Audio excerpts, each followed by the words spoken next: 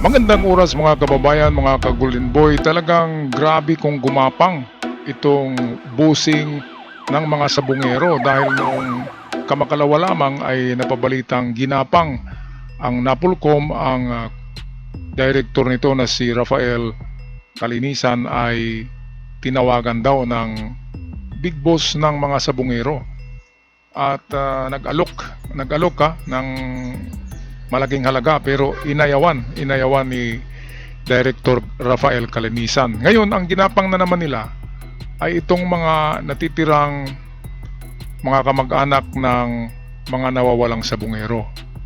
At ang sabi sa kanila ay binaliktad Ang sabi ay si Patidungan daw, si alias Tutoy ang dapat kakasuhan nila at hindi yung the big boss ng mga sabungero.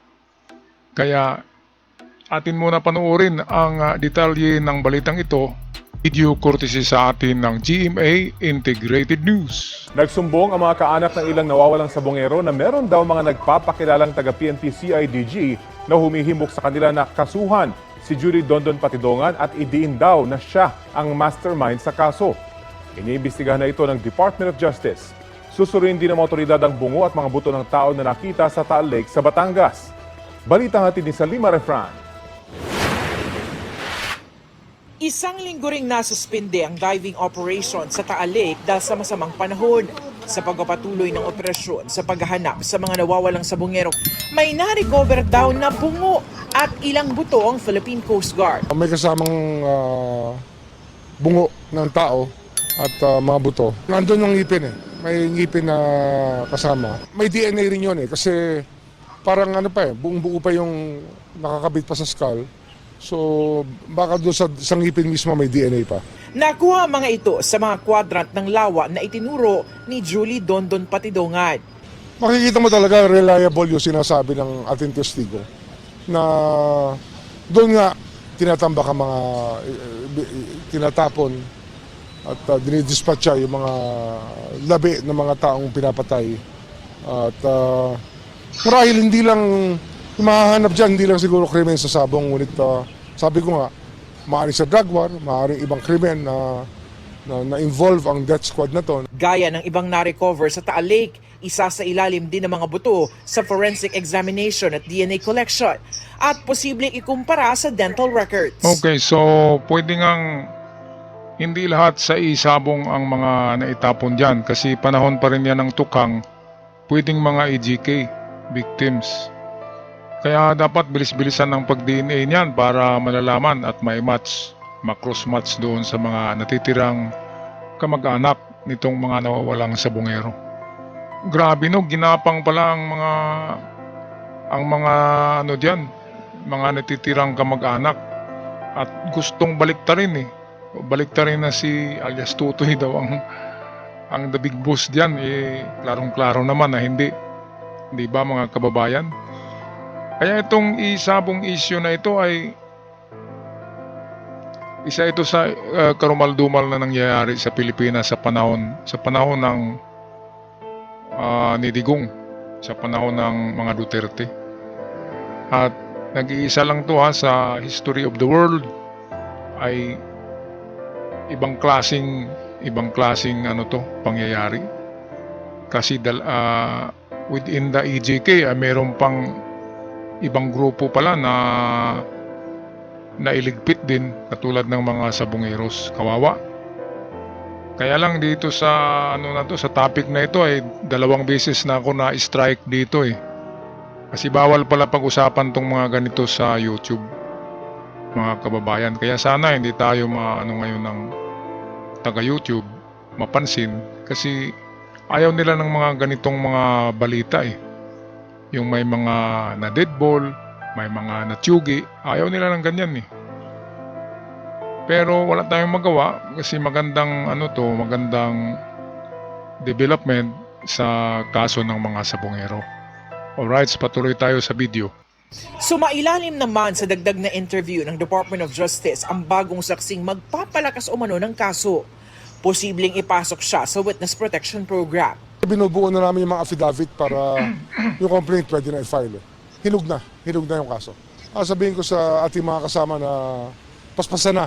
Kasi nga, ang tagal na natin iniintay ito. Iniimbestigahan na rin ng DOJ ang sumbong ng ilang kaanak ng missing sabungeros na gusto ng ilang nagpakilalang pulis CIDG na kasuhan nila si Patidongan at idiin daw siya bilang mastermind ng pagdukot sa mga nawawala. Tumawag po sa akin si ang sabi niya sa akin, according to dun sa affidavit namin, ang kakasuhan daw na po namin ay isa si Mr. Dondon Patidongan. Sabi ko, bakit niyo po kakasuhan si Sir Dondon? Yung po sabi sa akin ng mga hindi naman daw dapat paniwalaan yung mga salita ni Sir Dondon, kaya nag-iimbestiga sila ng panibago. Sa statement pa lang po nila na pabago-bago, tapos ang gusto nila akong palabasin, sila Sir Dondon, yung may kasalanan po talaga sa lahat. O sila yung mastermind. Ayan, so klarong-klaro na no? Na ginagapang tong mga natitirang relatives.